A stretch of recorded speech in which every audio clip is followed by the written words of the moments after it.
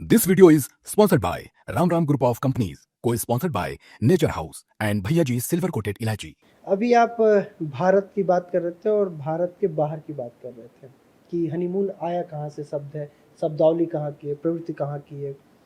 तो जैसे भारत का ज्योतिष है, हम अपने भारतीय ज्योतिष से कह रहे हैं कि सप्तम भाव जागृत है, बाहर मत जाइए।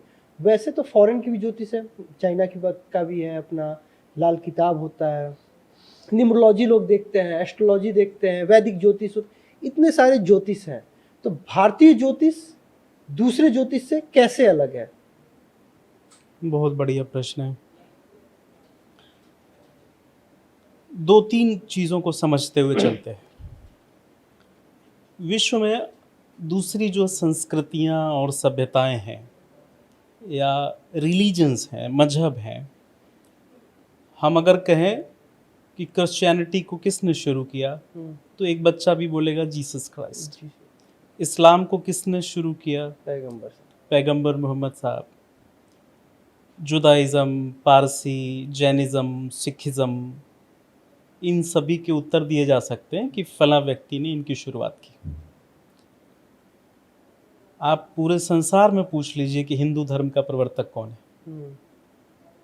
किसी एक व्यक्ति ने शुरू ही नहीं किया। कृष्ण, राम, परशुराम जैसे अवतारी लोग भी यह श्रेय नहीं ले सकते कि मैंने ये धर्म शुरू किया।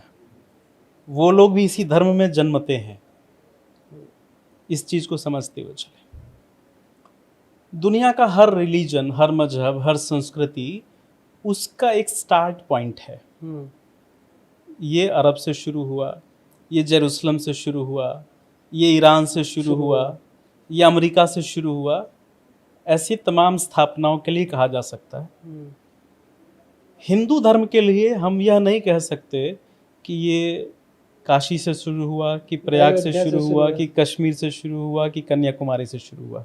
There is no start point, there is no such starting place. ठीक ऐसे ही जैसे ये बात मैंने धर्म के संदर्भ में कही, इससे क्या हुआ कि हमारे यहाँ डाइवर्सिटी है।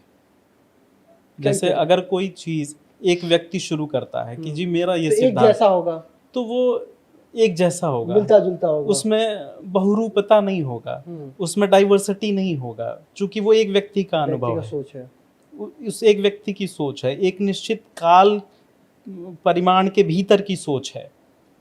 सनातन धर्म में चूंकि ये एक काल में नहीं शुरू हुआ, एक जगह नहीं शुरू हुआ, एक व्यक्ति ने नहीं शुरू किया, तो इसमें प्रामाणिकता और इसमें पूर्णता बहुत है, लगभग पूर्ण है। ठीक है। ठीक यही बात भारतीय ज्योतिष के संदर्भ में है। न्यूमरोलॉजी पूरी दुनिया में चार्डियंस न्यूमरोलॉजी के अकॉर्डिंग आज बातें हो रही हैं। वेस्टर्न एस्ट्रोलॉजी दो चार लोगों की देन है। चाइना में जो एस्ट्रोलॉजी की जाती है दो चार लोगों की देन है। भारतीय ज्योतिष वो एक परंपरा चली आ रही है। वो भगवान शिव और पार्वती और गणपति और सूर्य और दुर्वासा और नारद और न जाने कितने उसमें वो हर एक रिसर्चर आके अपना एक बहाव है। जिसको बांधा नहीं जा सकता शब्दों में। तो भारतीय ज्योतिष में बहुत वैरायटी है ना। आप देखें कि भारतीय ज्योतिष से निकली हुई जो शाखाएं हैं, जैसे वैदिक ज्योतिष है, लाल किताब है, अगस्त्य पद्धति है, नाड़ी है, भृगु नाड़ी पद्धति है। किसी भी ज्योतिष पद्धति से आप 100% सटीक भविष्यवाणियां कर सकते हैं। आपको वैदिक नहीं पसंद आ रहा है, लाल किताब ले लीजिए। आपको लाल किताब नहीं पसंद आ रहा है, भृगु नंदी नाड़ी ले लीजिए। आप अगस्त्य संहिता ले लीजिए। आप तांबूल प्रश्न पद्धति ले लीजिए। सबसे लगभग एक ही तरह की भविष्यवाणी आप कर सकते हैं। जैसे धर्मों के बारे में कहते हैं कि सभी धर्म उसी एक ईश्वर तक लेके जाएंगे। अब जो भारतीय ज्योतिष है, इसने ना, जैसे वो आवर्त सारणी हम लोग पढ़ते थे 12th की केमिस्ट्री में, कि भविष्य में भी कुछ एलिमेंट्स खोजे जाएंगे, तो उनके लिए भी बॉक्स बना करके छोड़ दिया गया।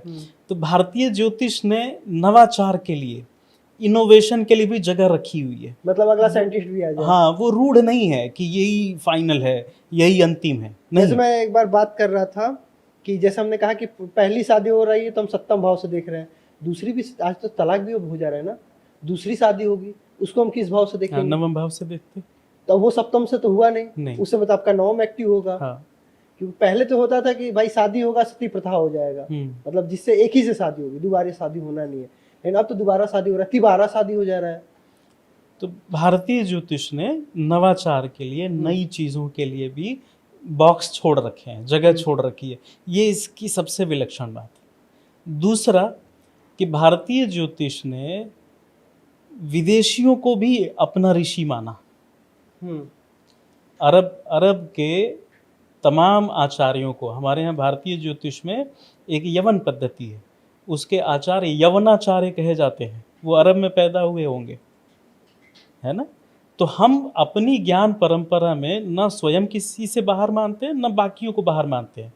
हमें अगर कोई एड ऑन कर रहा है तो हम उसको भी अपना ही मानते हैं। जैसे आज दुनिया भर में बुद्ध को मानने वाले अपने आप को सेपरेट आइडेंटिटी दिखाते हैं, और हम कहते हैं कि जी वो विष्णु के अवतार है हमारे। तो ठीक वैसे ही भारतीय ज्योतिष परंपरा ने हमसे मिलती जुलती स्थापनाओं के दूसरे आचार्यों को भी स्वीकार किया है। हमारे यहाँ एक ग्रंथ है वृद्ध यवन जातकम, वो यवनाचार्य द्वारा रचित है, और हम उनको भी अपने ऋषियों जैसा ही सम्मान देते हैं। तो इसलिए भारतीय ज्योतिष विलक्षण है। दूसरी भारतीय ज्योतिष की एक स्थापना मैं आपको बताऊं, ये पूरे संसार में कहीं नहीं है। जो अब्राहमिक लोग हैं वो मनुष्य को इतना नीच दृष्टि से देखते हैं ना कि कई बार घृणा आती है। जैसे उनके यहाँ मनुष्य को देखने की जो दृष्टि है कि हम पाप से बने हुए हैं, ठीक है, और हमारे पापों के लिए कोई सूली चढ़ेगा या कोई कुर्बानी देगा। और हमारे यहाँ क्या कहते हैं, शिवो हम वही विशुद्ध कल्याणमय परमात्मा हैं या उसी के अंश हैं। अहम ब्रह्मास्मि प्रज्ञानम ब्रह्म तत्वमसि श्वेत केतु। वो दृष्टि ज्योतिष में भी उतरती है। भारतीय ज्योतिष की एक स्थापना कि यह शरीर ब्रह्मांड का ही एक स्वरूप है। यत् पिंडे तत् ब्रह्मांडे, या यत् ब्रह्मांडे तत् पिंडे। जो ब्रह्मांड में है वही इस पिंड में भी है। और यही कारण है कि जब ऊपर सेलेस्टियल बॉडीज का चेंज होता है, परिवर्तन होता है, तो हमारे ऊपर भी उसका प्रभाव पड़ता है। यह दृष्टि किसी भी अन्य ज्योतिष परंपरा में नहीं है। इसलिए भारतीय ज्योतिष बहुत विलक्षण है।